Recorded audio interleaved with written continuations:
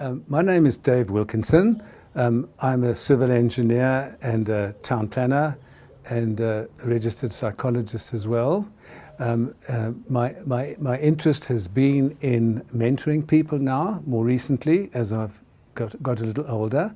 But I have been involved in quite a number of civil engineering projects because I operated as a civil engineer for something like about 30 years.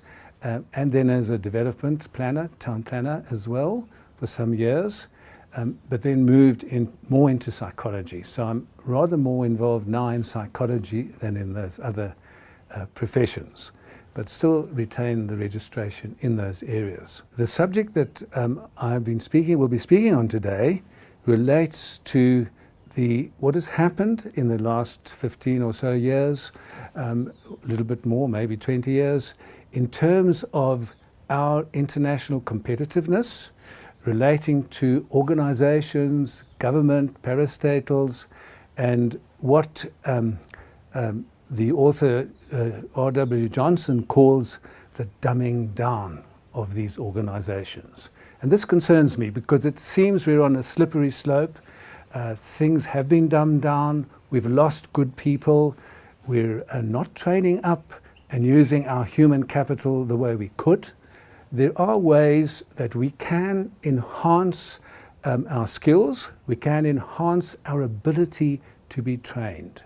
This is really going to be my main subject, that many people cannot be trained. They have trainability gaps, never mind skills gaps. So you can endeavor to train them in skills, but they're not able to receive it fully because of the disadvantages that they will have had. The first slide, and that is headed South Africa's dumbed down systems, and it says, South Africa, wake up and wise up, or continue to dumb down and die a dismal death. Okay, very dramatic statement. And then it looks at various aspects on that overhead, the educational situation, the parastatals, the government departments, municipalities.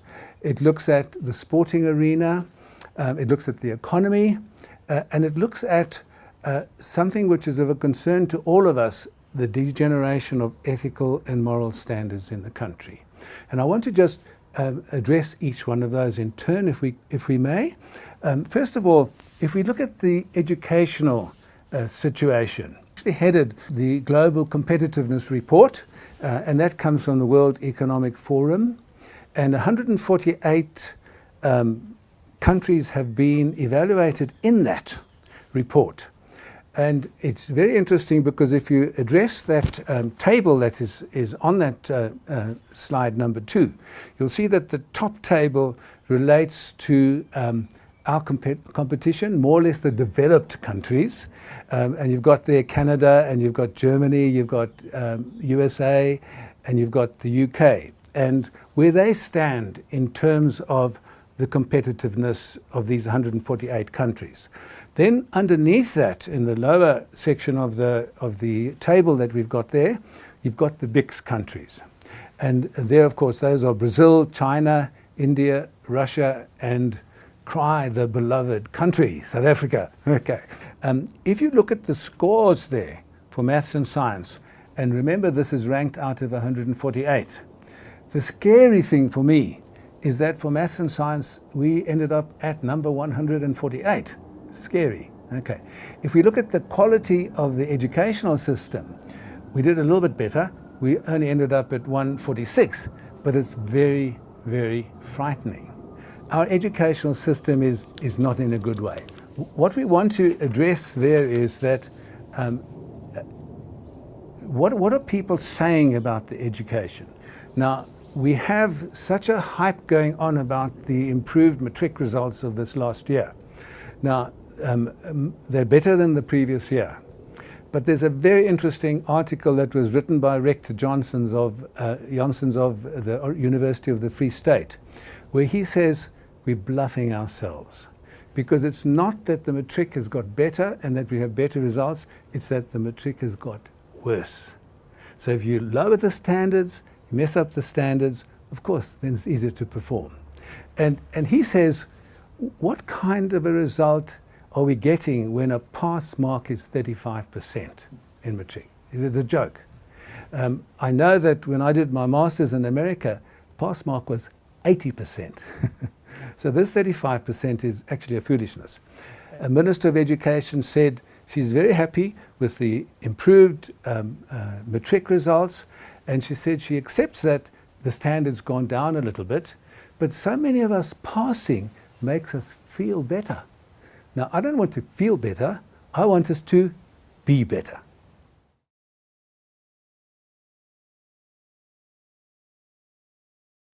First of all, just let's look at Eskom. We know that they can't provide the peak demands that are necessary. We know that things are going wrong. When I was younger, in 1984, I had the privilege of working with Eskom. The firm I was with there had a contract to teach project management to their project managers. And when I looked at those people, they were excellent people, brilliant. There was a brilliant team of project managers that they had there. My problem now would be, when I look there, I don't find those men and women there anymore. They've gone. We've lost them. They're gone. Okay. And it's not surprising now that Eskom is struggling. It's just another example of the dumbing down of the parastatals. Johnson says, and we must all decide whether Johnson's book is true, because obviously there are different opinions. And Andre Brink has done a very critical commentary on Johnson's book and questioned a lot of the facts and figures that he's given. But I went and I looked at them myself, and I did as much research as I could to check whether what he's saying is correct. And what I discovered is that sufficient for, at least for me in my simple mind, that he's right in his principle. The parastatals have been dumbed down. They most definitely been dumbed down. So I can't agree with Andre Brink's criticism of that book. I think he's right. We used to have wonderful parastatal organizations, excellent, world-class organizations. I don't believe we have that anymore. That's what Johnson's saying, and I can only say, amen, brother, I agree with you.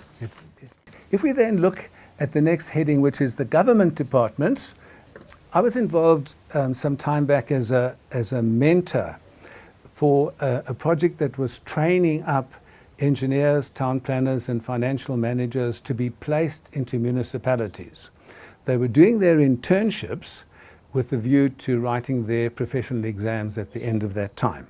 And I had to be a mentor. I was put as a town planning mentor in Polokwane. Now, as I worked with these people, and remember my function was to ensure that they got the training they needed. And I had to then sign professionally, being registered as a town planner, that they had got that. It needs to be supervised as a mentor from somebody who's registered and has that right to say, yes, they've got the right training. When I looked at what was happening in that department, and this was provincial housing department in Polokwane, I was appalled. The people were not in their offices, people were missing, those that were there seemed to be doing nothing, and those that were not in the offices, I checked up on it, they were not out there doing work. So almost nothing was being done in that department, and that's a criticism. Maybe I'm being politically wrong to say that statement, but it's the truth. So I complained. The person that was in charge of the town planners for this project came, and she went around and she looked. She's a very senior town planner herself, and it was her job to monitor and see that this whole project was going well for the town planning people. She looked and she was appalled, just as I had been. And she took photographs. She's got a record of all of this that I'm talking about. Now, what happened was I complained, and nothing happened. So I complained more bitterly, and nothing happened. Because when I would come and speak to the interns and say, well, what did you do this week? This is the answer I got. Oh, this week we Googled and we ate buns, you see? Now, and that was the truth of it. They were doing nothing, getting no experience. So I complained, because professionally I can't then sign their portfolio of evidence that they've had training if they're not getting it. Now, there's a very simple solution to these complaints that are being presented by this fellow, and this is the solution that they put in place. They simply fired me from that place. Okay, now I remained in contact with some of those interns, and I found that nothing changed. They went to somebody else. I didn't speak to that person, but nothing changed. They got no experience. Now my question is, don't we want to train our people? Don't we want to have them effective and efficient? What's going on here? Sad. If we look at the next heading, it relates to municipalities. Now, in 1991, I had a job, actually. It was a part-time job with the Department of Johannesburg Municipality called the Water and Gas Department. Now, this was a very well-run organization. I was most impressed with them. The thing that I was most involved with was something called unaccounted for water, UAW. And for those of you who are involved in water know that that is the percentage of water that is wasted or can't be accounted for when you take the volume that's purchased and you take the volume that's paid for, the difference between the two, and you work out a percentage. Now, the percentage when I joined in 1991 was somewhere between 10 and 11 and improving. Good. It was a good international standard. Now, by the time I left, and I was there for 10 years, in 2001, that UAW had gone to 45%. Now, when I then look at Johnson's book and I say, has this dumbing down occurred? That's evidence that says to me, yes, it has, because I saw it myself. Okay, so it's very sad, very difficult, very, very difficult. And what happened soon after I joined was they divided the municipality into 4 regions, 4 metropolitans: Northern, Metropolitan, Western, Eastern, Southern. Then later on, when that wasn't working too well, they reconstituted the council into one, the Metropolitan Council, and they split up a lot of the functions into companies that were owned by the council. And gas was sold off, but water was put in together with sewage as Johannesburg Water. Now, I haven't dared to go and find out what their UAW rates are. It scares me to even think about that. But the dumbing down is there. It's happened. It's a reality. Okay. Let's then have a look at the next thing on overhead number 1. That talks about the sporting arena. Now, soccer is a good example of dumbing down, as far as I can make out. It looks as if there's very poor management in it. It looks as though there's huge allegations of corruption. And it also looks as though there's very, very little self-belief that we have in our soccer. So soccer has failed. And this is our national sport. This is the sport that most people are involved in if you take a proportion of the population. Now, if you look at cricket, we haven't done too badly there. That's a good example, a great example of what the Rainbow Nation is capable of when we work together. Because there are all different races and colors in there, and when they do well, they hug each other and they enjoy each other and they're happy together and everybody supports them. That's what we can do. Okay, and it excites me.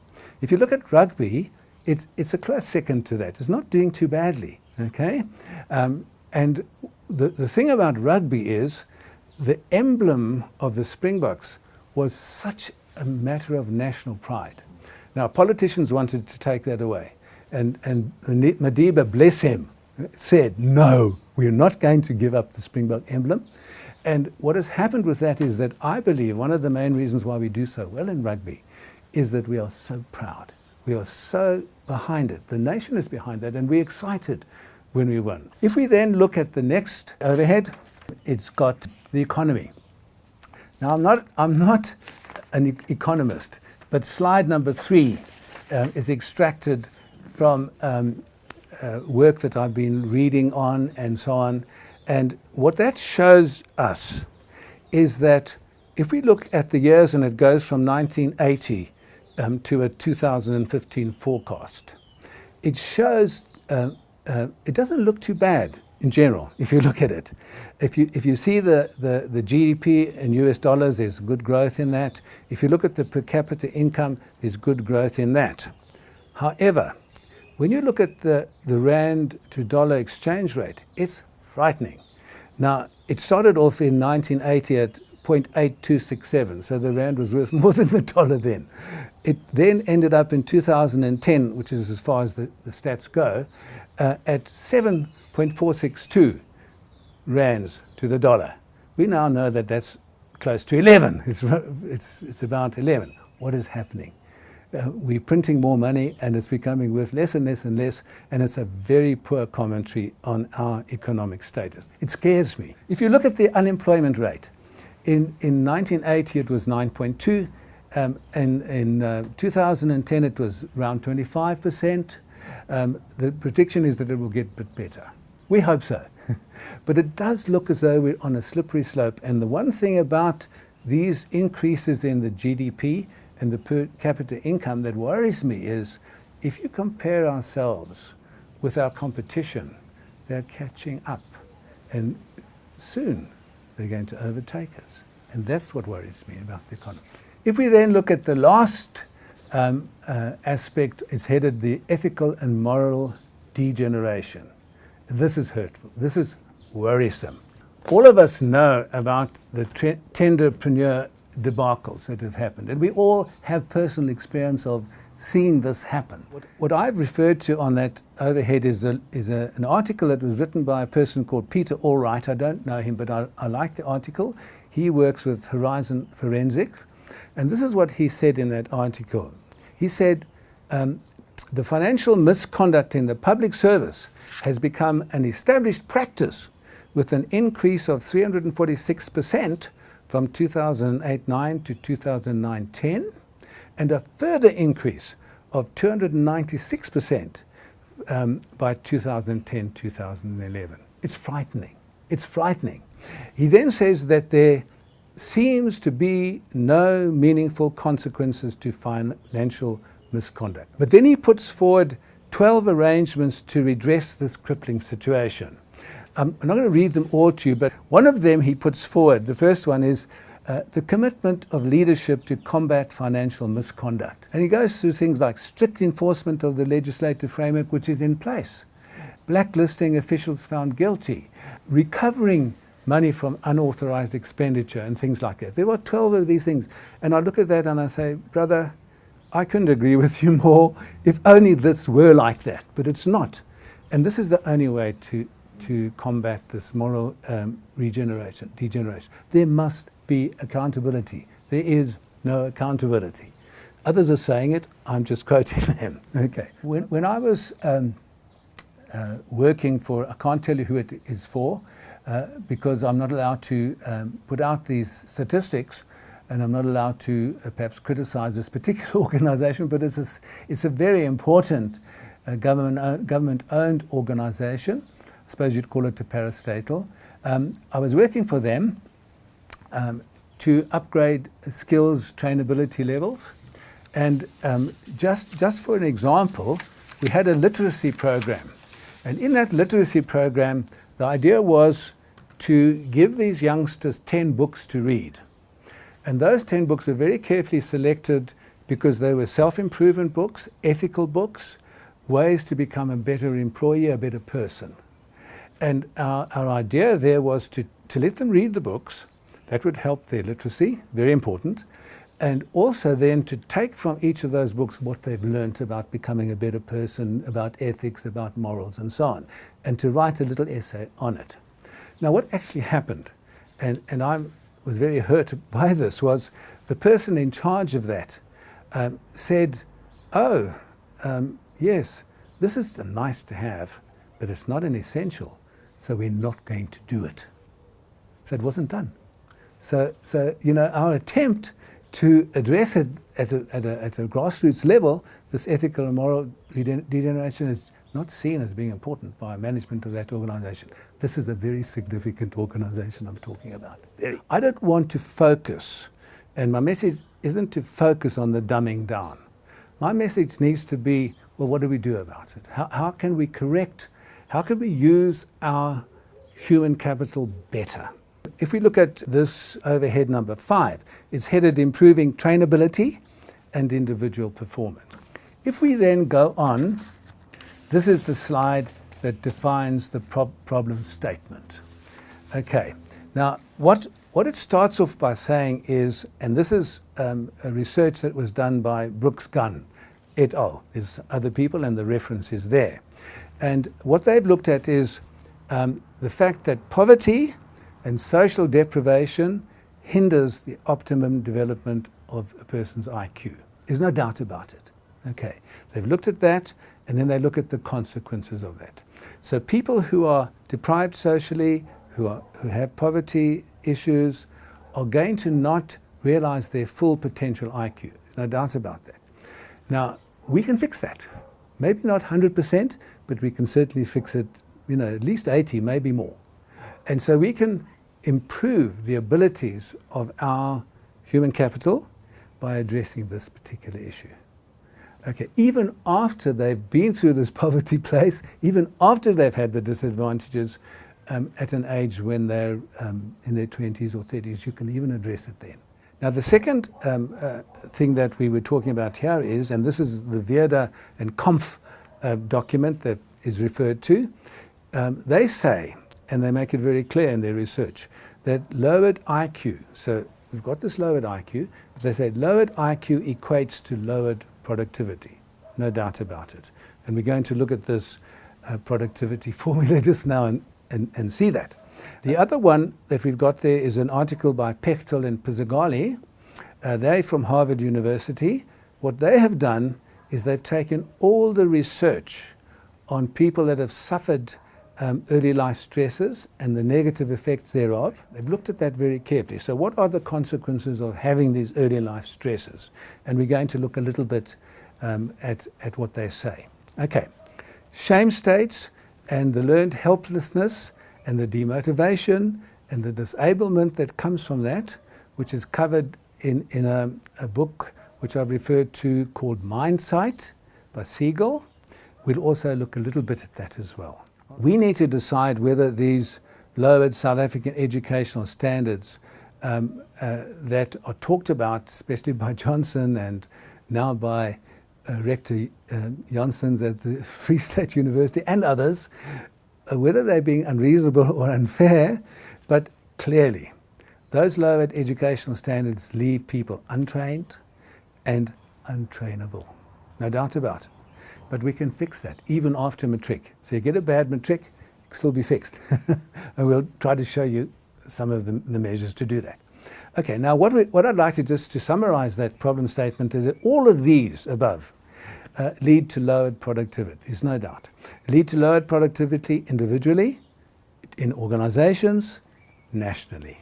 It damages our GNP and it perpetuates the cycle of poverty. There's no doubt about that.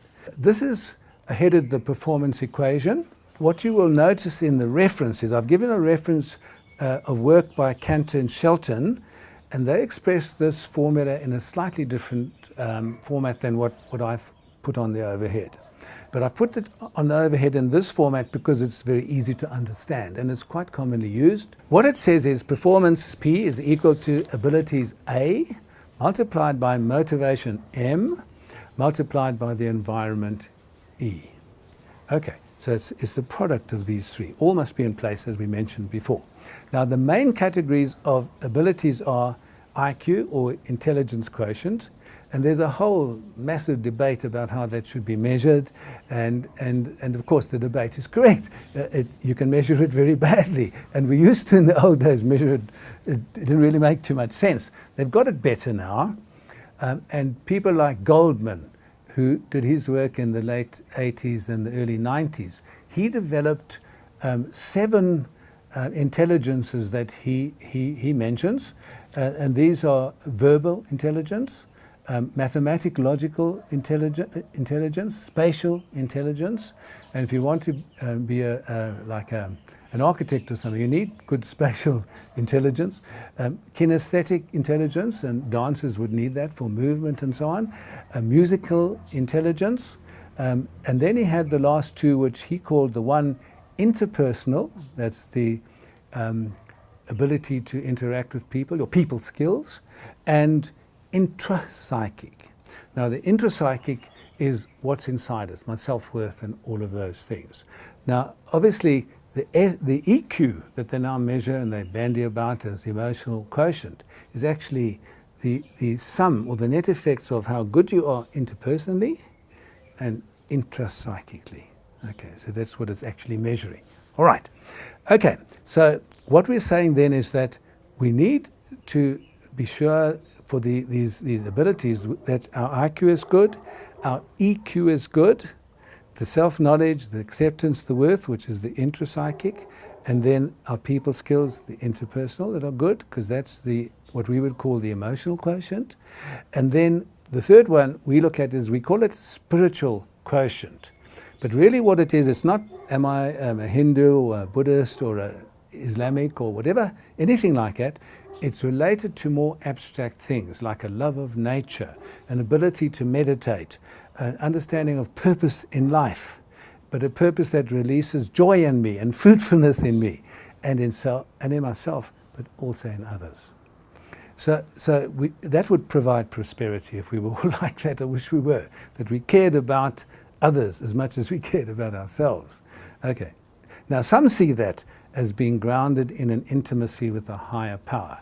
And of course my own religion sends me there because I believe in God and I worship God and I believe I can have a relationship with God. Not everybody believes that, and I wouldn't judge anybody who doesn't. But SQ, spiritual quotient, isn't just being a Christian or a Buddhist or whatever, anything else. It's all those other abstract things which make life so joyful and so purposeful, and how we care in kindness for others and so on. Okay, now the second aspect of this performance equation, the motivation, to be motivated, first of all, we need to know what we want to achieve. We need to have goals. Now, not only do you need to know what you want to achieve, you need to know what has to be done to achieve those goals. You need to be very well informed on that.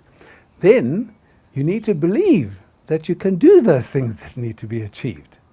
And then you need another aspect, and that is that a support system, that if it gets tough, they'll stand alongside you, help you through that, and you'll be able to achieve what needs to happen. And that's what needs to come into motivation. And if we do, then our people will be more motivated. Okay, the last one is the environment. Now, if people have come from a damaging, traumatic environment, and we'll see this in the Pechtel and Pizzigali thing, article, they're going to be damaged. They may end up with a condition that we call post-traumatic stress disorder. But they can be healed from that. Now, we'll look at the costs of all of this, and that can be a little costly because it requires counseling and various other things that can be done to do that healing. But for a company, if they are in cahoots with their staff and doing this together, can use that person's medical aid to pay for that. Okay, so we're talking about then if you come from this very hurt background, we need to take action to heal it, and then the costs of that counselling that would be necessary can be paid for through medical aid. So it needn't be an impact specifically on the company if the firm is working together with the individual. And when a firm works in that way together, in their EAP arrangements that they've got, if they work together with that individual, the individual feels cared for, and it has a good effect. We also need to look at how safe and secure their present environment is, because if they come from an environment where they've been safe and they've been secure and they've felt significant, they're going to come out with very little trauma, very little damage. If they've come from that environment where they didn't feel safe or secure or significant, they're going to be damaged. But also the present environment can be very much against them. When I look at some of these folk that have to get up, early in the morning just to get to work on time, and I just have to walk 10 paces because I work from home, it's just not fair, is it? That I've got it so easy and they haven't. So their environment is very difficult, and they may not have the facilities I've got, they may not have lighting that I've got, they may not have all the wonderful mod cons and ease of life that exists for me. So when we're looking at environment, we have to look at the environment they come from and the environment that they're in. Now, if we have good abilities, if we have good motivation, and we have good environment, we have good performance.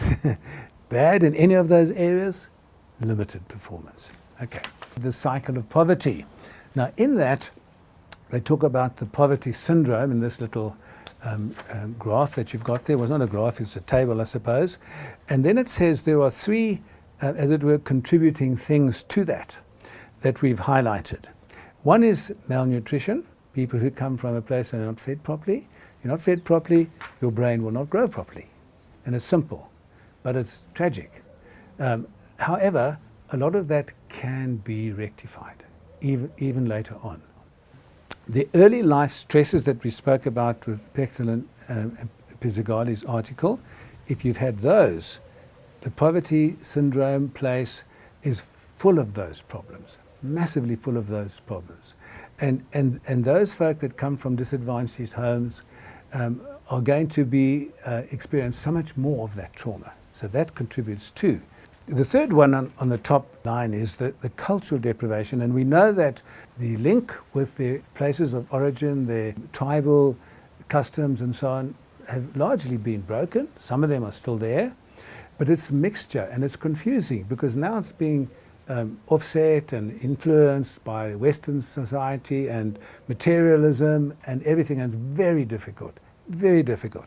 So these young folk are very deprived culturally because they don't know which one to align to, and there are inner conflicts, and it's very difficult. So we are a culturally deprived people if you think of it in that way. Okay, what then happens is, with those three things, the malnutrition, the early life stresses, the cultural deprivation, the central nervous system, the body and the brain are damaged, there's no doubt. Because the brain sees something scary, it sends a message to the body, and there's an area called the hypothalamic adrenaline axis. There's no exam, so you don't have to remember that, but it sends to there, and the body mobilizes, and cortisol is produced, and anxiety sets in, and if that's not dealt with, and gym helps, of course, but if that's not dealt with, it will damage the mind. It will damage the brain and the body, and the immune system will go down. Okay, so these people are being damaged because of their background. So what then happens is there's a lowered intellectual performance. And we know that if you measure that, you'll measure lower IQ, you'll measure lower EQ, and you'll measure lower SQ. And that is going to mean poor work performance. Okay, if you look at the poor lowered performance, that equates to poor income. If you then look at the poor income, it's just a continuing cycle of poverty. Learned helplessness will come, changed in the individual, and that cycle of poverty just goes on and on and on. Let's go and have a look at the negative effects of early life stresses as summarized with all the research that Pechtel and Pizzigali have put together. And they say, they detail a number of early life stresses and the effects that these early life stresses have on cognitive and emotional abilities in the brain. Okay, they then talk about these early life stresses, and it's a little bit of a euphemism because it really means abuse. The person's been abused. And they look at emotional abuse and what effect does that have. They look at physical abuse and what effect does that have. They look at sexual abuse and what effect does that have. Then they add in something which in psychology we call attachment deficit. Now, attachment deficit is lack of caretaker bonding. The parents were not available in the way they needed to be, so that interaction between the parents and the child has not taken place.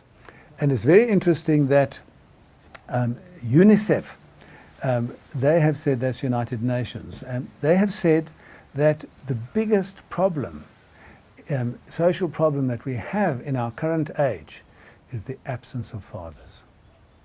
Okay, very interesting. And that's borne out by this research that has been done. It's attachment deficit. We don't have that interaction. Now, why does it cause the damage? Well, first of all, the brain develops, and we spoke a little bit about that, by being stimulated in relationships. If the relationships are not there, you don't get that stimulation. It's like in rugby. When you're in a scrum, use it or lose it. Okay. You don't use the brain, you lose it. Okay. Then the deficits in caretaking cause educational limitations. Either that parent is not able to, for their own lack of education, to help the child, or they're just not there.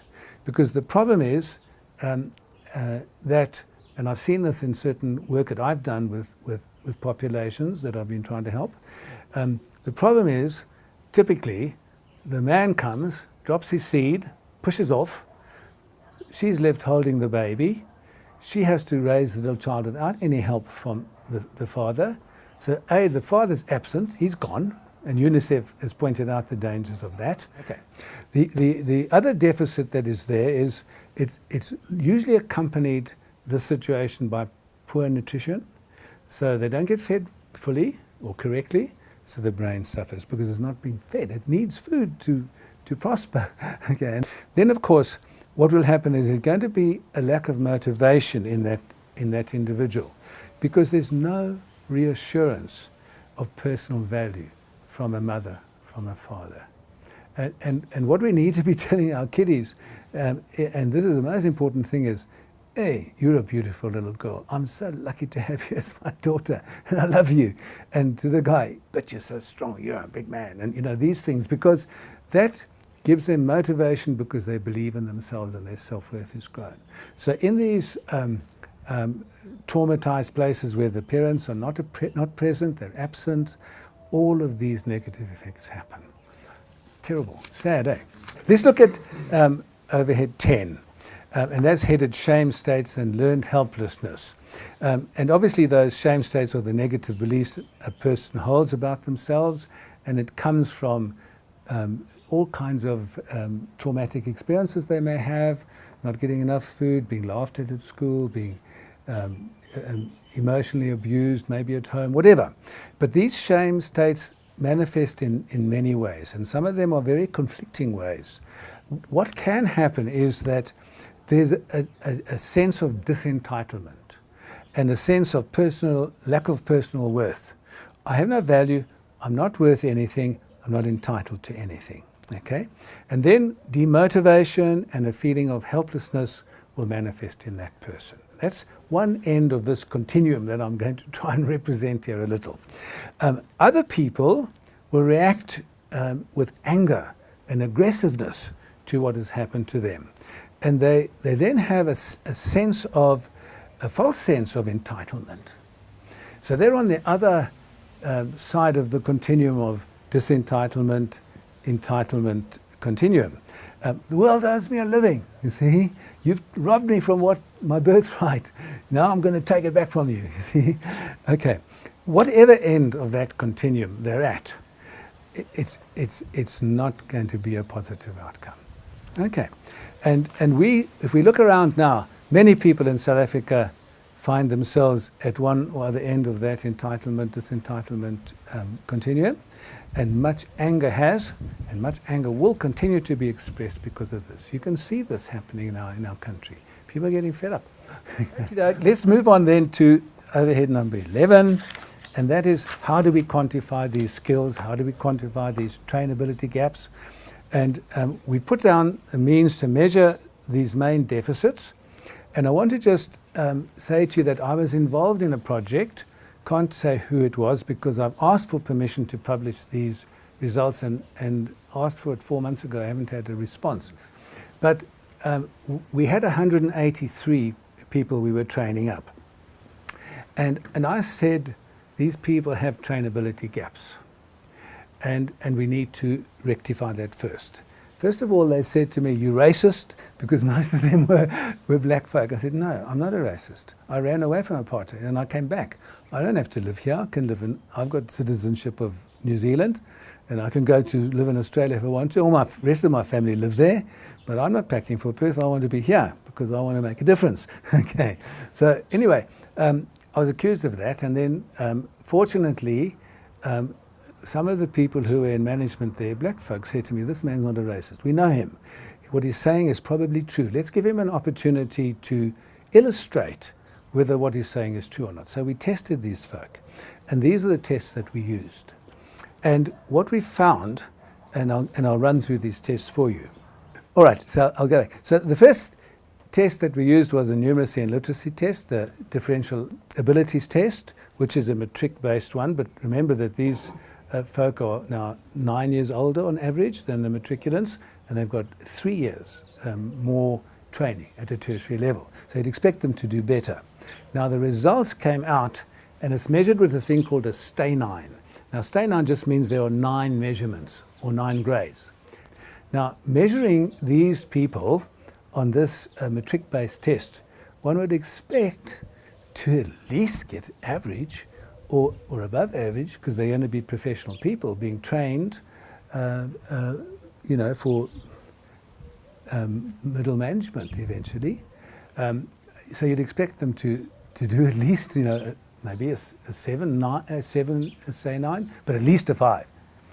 Now, when I took all of the results that I had and I added them up together and divided by 183, the average score, which is not a particularly clever measurement, but the average score for literacy was 3.2.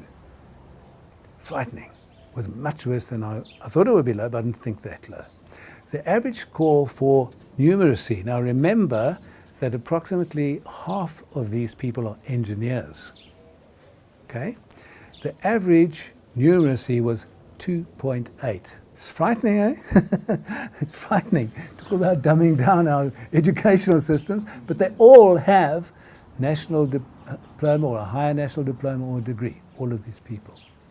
Okay, anyway, so that was the one we did, and we test them for that, and we would want them to have at least a level 6, 5 or 6 on that stay-9, if they would be at post-matric level, at that advanced level.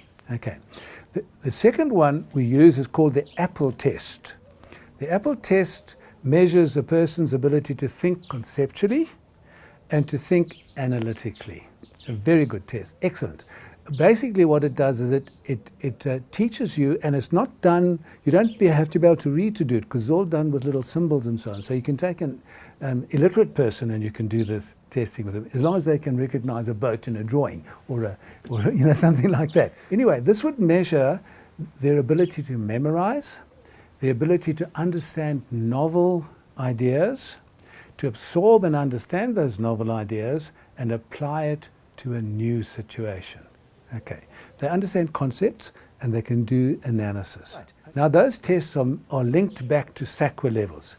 And originally they were linked to 7 SAQA levels, but of course now there are 10 SAQA levels. But the results came out for this group, the same group of 183 people, came out 70% of those people were at SAQA level 3. Now 4 is matric. So what are they? It's grade 8. 10% of them were at grade 2, SAQA level 2. That's a skilled pick and foshel person. Okay? Only 5% of them were at SAQA level 5. Now we absolutely needed 5 as the benchmark that we would be using. So this was a disaster. These people cannot think conceptually and analytically. How can you make them into managers? How can you? I was flabbergasted at the results. I was so shocked. Okay, I expected them to be poor, but not this poor. Okay, for the planning and the application of planning, we use the thing called the Maze test. Not a perfect one, but it does give you a pretty good measure of it. For this group, this educational and age group, their level should have been, their score should have been at 23. Average, 6. They cannot plan. You couldn't give them anything to plan. You know, they won't succeed. Okay. However, we can fix it. The other test we did was MCMI, Millen Clinical Multi-Axis Inventory Test, and that indicates a person's emotional wholeness. And on that test, and using another thing called a personal lifeline, which is a measure of your history or a story about your history, we can see whether a person is emotionally whole or not. Approximately 40% of these people are suffering from post-traumatic stress disorder and need to be healed. If they're not healed, they won't realize their full potential. No way. Measures to correct trainability gaps, that's number 12. If they have a poor apple level, then there's a program called CogLab, which is also developed by Terry Taylor. If you process people through that CogLab program, it will raise the SAQA level definitely 1, even maybe 2. So those of them that, it depends on their background and so on, but those folk that I was working with who were at a level 3 and should have been at 5, there's hope that doing the CogLab they may even get to 5, but they'll definitely get to 4. Okay. Literacy, that was one that we needed to do. We give them a little course on communications and reading, and then we want them to, whatever their STAIN level was being on the DAT test, we would want them to end up perhaps at 6. Numeracy, we'd also need to do that and give them a course on numeracy. We'd also want them to end up at that level of about a 6. But they need that numeracy course. Okay. Now the literacy, the most important part of the literacy course is that reading of those books that will teach them so much about how to be a better person. So I'd hope that anybody that goes on a thing like that doesn't say, that's a nice to have, we're going to exclude it. Because it's not a nice to have, it's essential. Okay. All right, with planning, we believe that people need to be taught a number of things. Some of them may have it, but I don't know their depth of understanding of it. But the things that we have in our little planning course is we teach them a work breakdown structure. That's a process which is well known by project managers to plan a project. So these things kind of hang together. The CogLab hangs together with an understanding of this. We then also believe they need to be taught critical path. That's what order is the work that needs to be done and how long will each task take, and which must happen before another can happen, and so on. And yes, they're also taught in some courses, but they need to understand it deeply, and so we want to give them a deep understanding of that. The other thing is, we call it the Delphi matrix process of managing a group. So you get a committee, you get a group, and I used this once when I was working in Botswana, and we had a very diverse group. We had people from Parliament, we had town planners, and at that stage the town planners were from Sweden, so they were very smart cookies, these people. We even had Ian Kama, who was at that time in charge of the arm, and now he's the president. Okay. But we had local farmers who were illiterate. We had such a diverse group of people, and you want to get their opinion and their understanding to them and from them. And this Delphi process is wonderful to do that, and we need to teach them that as well. Okay. And then the last thing, and this is relating to what happens and what do we do with people who have PTSD, and how do we fix the damage to the brain? What we do is we do a check with a thing called a qualitative electroencephalograph, and that tells us whether the brain has these problems. Okay? Okay. Now, the second thing we use is this thing called MindSight, which is work that Siegel has prepared, because that also renews the brain, teaches you to overcome anxiety, teaches you how to improve your interpersonal relationships, teaches you to think much more clearly. It's a wonderful process, and we teach them that as well. We also do the PTSD debriefing by going back to the trauma and finding healing for that. Okay. What we want, of course, is wholeness in cognitive and emotional abilities, and a balanced brain is what we want to end up with that. And medical aids can pay for that.